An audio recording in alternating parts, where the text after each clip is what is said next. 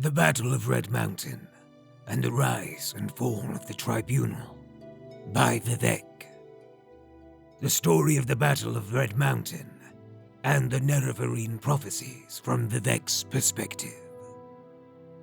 The following is a transcript of the words of Lord Vivec, addressed to a dissident priest, Mala Amain, who confronted Vivec with the Ashlander tradition surrounding the Battle of Red Mountain and with prophecies of the Nerevarine, and to unnamed magistrates of the Inquisition who joined Vivec in interrogating the dissident priest, who can clearly recall the events of the distant past. But you have asked me to tell you, in my own words, the events surrounding the Battle of Red Mountain, the birth of the Tribunal, and the prophecies of a nerevar reborn.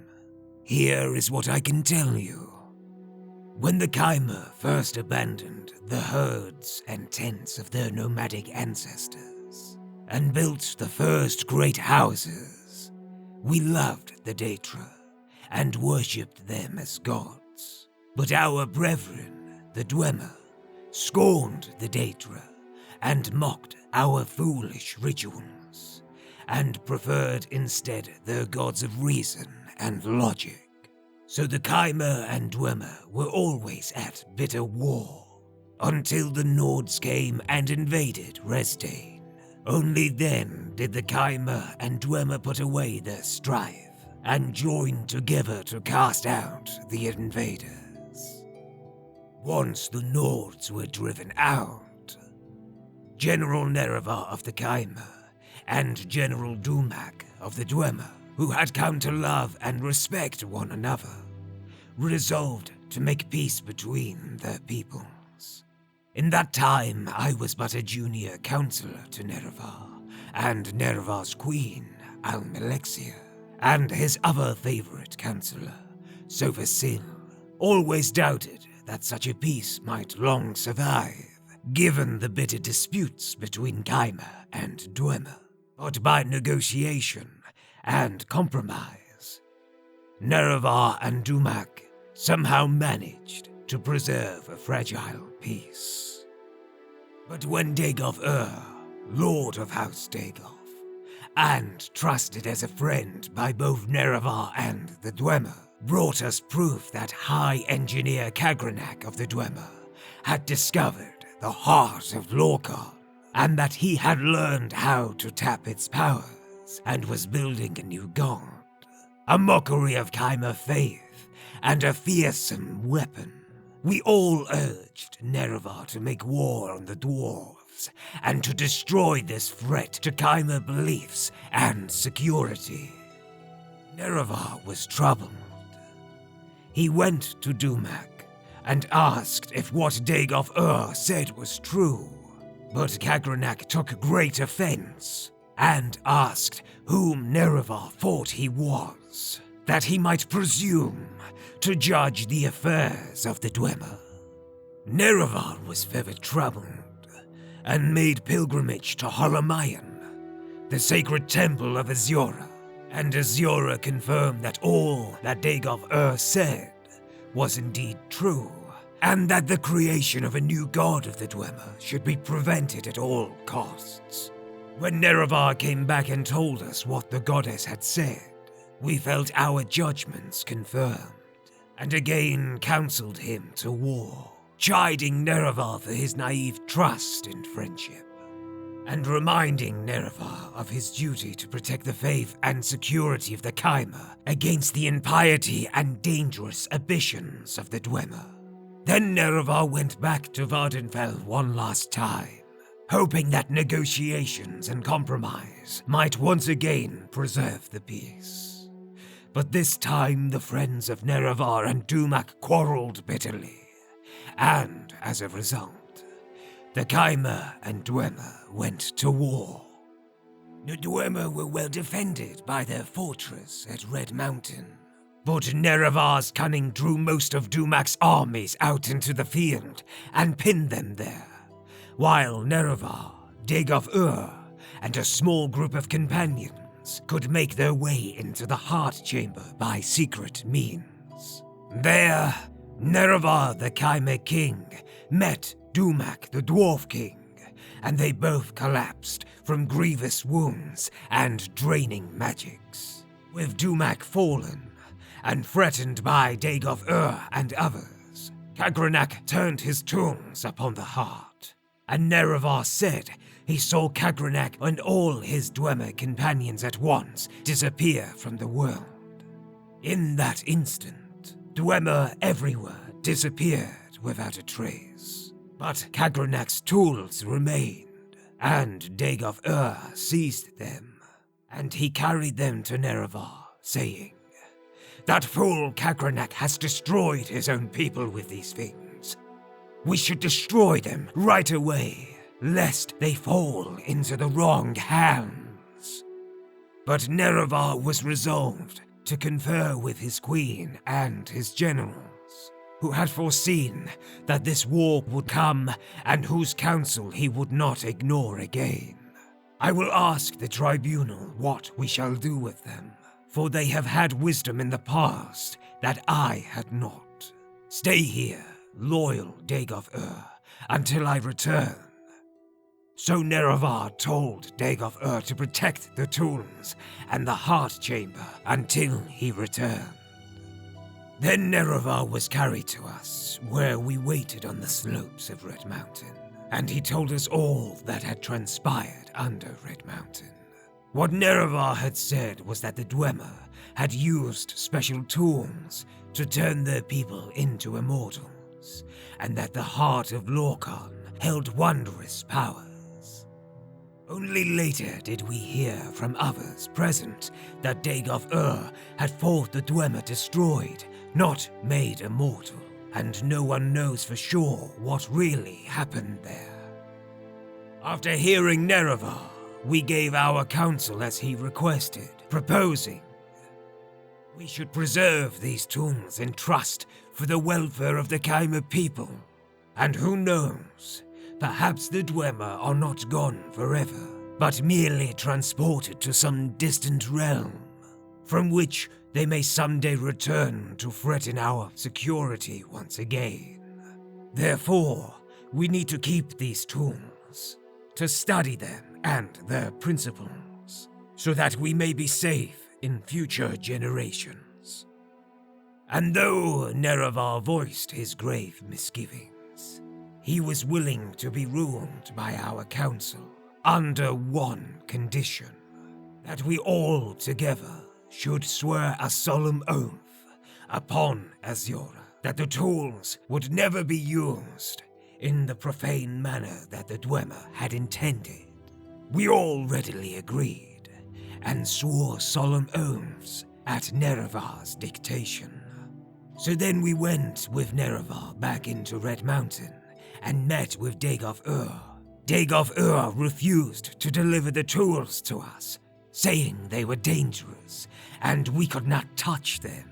Dagoth seemed to be irrational, insisting that only he could be trusted with the tools. And then we guessed that he had somehow been affected by his handling of the tools. But now I feel sure that he had privately learned the powers of the tools, and had in some confused way decided he must have them for himself. Then Nerevar and our god resorted to force to secure the tools. Somehow Dagoth and his retainers escaped, but we gained the tools and delivered them to Sofasil for study and safekeeping. For some years, we kept the oaths we swore to Azura with Nerevar, but during that time, in secret, Sofasil must have studied the tools and divined their mysteries. And at last, he came to us with a vision of a new world of peace, with justice and honor for nobles, and health and prosperity for the commoners, with the tribunal as immortal patrons and guides, and dedicating ourselves to this vision of a better world. We made a pilgrimage to Red Mountain and transformed ourselves with the power of Kagranak's tools. And no sooner than we had completed our rituals and begun to discover our newfound powers, the Daedra Lord Azura appeared and cursed us for our forsworn oaths. By her powers of prophecy, she assured us that her champion, Nerevar, true to his oath, would return to punish us for our perfidy, and to make sure such profane knowledge might never again be used to mock and defy the will of the gods. But Soule said to her, "The old gods are cruel and arbitrary, and distant from the hopes and fears of Mer. Your age is past. We are the new gods, born of the flesh, and wise and caring of the needs of our people. Spare us your frets and chiding, in constant spirit. We are bold and fresh, and will not fear you." And then, in that moment, all Chimer were changed into Dunmer, and our skins turned ashen, and our eyes into fire. Of course, we only knew at that time that this had happened to us, but Azura said, "This is not my act, but your act. You have chosen your fate, and the fate of your people, and all the Dunmer shall share your fate. From now to the end of time, you think yourselves gods, but you are blind, and all is darkness." And Azura left us alone in darkness, and we were all afraid. But we put on brave faces and went forth from Red Mountain to build the new world from our dreams. And the new world we shaped was glorious and generous, and the worship of the Dunmer fervent and grateful. The Dunmer were at first afraid of their new faces, but Soule spoke to them, saying that it was not a curse, but a blessing, a sign of their changed natures, and the sign of the special favor they might enjoy as new Mer. No longer barbarians trembling before ghosts and spirits, but civilized Mer, speaking directly to their immortal friends and patrons, the free faces of the tribunal. And we were all inspired by Soul's speech and vision, and took heart. And over time, we crafted the customs and institutions of a just and honorable society, and the land of Resdayn new millennia of peace, equity, and prosperity unknown to other savage races. But beneath Red Mountain, Dagoth had survived, and even as the light of our bold new world shined ever more brightly, beneath Red Mountain, the darkness gathered, a darkness that was close kin to the bright light that Soule coaxed from the heart of Lorkhan with the tools of Kagrenac. As the darkness grew, we fought it and crafted walls to confine it, but we never could destroy it, for the source of the darkness was the same source as the source of our own divine inspiration.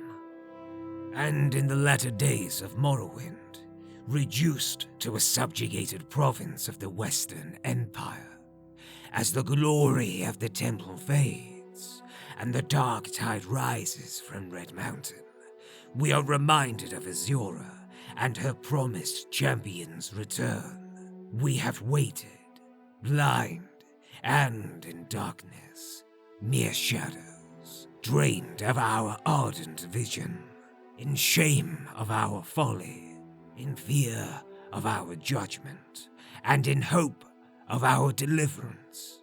We do not know if the Outlander claiming to fulfill the prophecies of the Nerevarine is our old companion Nerevar reborn, or a pawn of the Emperor, or a cat's paw of Azura, or some simple twist of fate. But we insist you adhere to temple doctrine, and conform to the strictures, dividing the Hierographer from the Apocrypha. and that you not speak that which must not be spoken openly. Act as a dutiful priest should, in accordance with your vows of obedience to the Canons and Archcanons, and all will be forgiven. Defy me, and you will know what it is to stand against a god. Vivec.